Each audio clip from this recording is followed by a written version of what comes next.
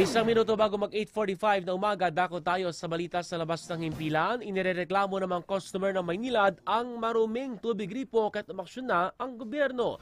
Ang karagdagang detalye sa report ni Christopher Tirambulo. Christopher.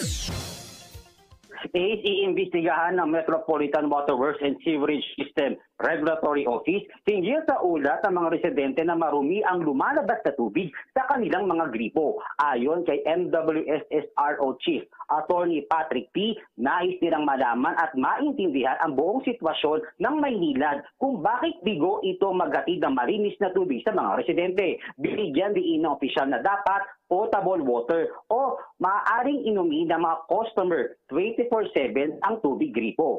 Ito ang reaksyon ng hensya matapos i-anunsyo ng Maynilad sa kanilang mga 159,000 apektadong customer na huwag munang gamitin sa pagluluto o inumin ang tubig gripo sa Las Piñas, Muntinlupa, Parañaque at Bacoor at Imus, Cavite. Paliwanag ng Maynila Corporate Communications Head Janice Grupo na bago ang kalidad ng tubig dahil sa pagpasok ng tag-ulan kung kaya't mas lalong lumabo ang tubig dahilan para hindi kayanin na putatan water treatment facility.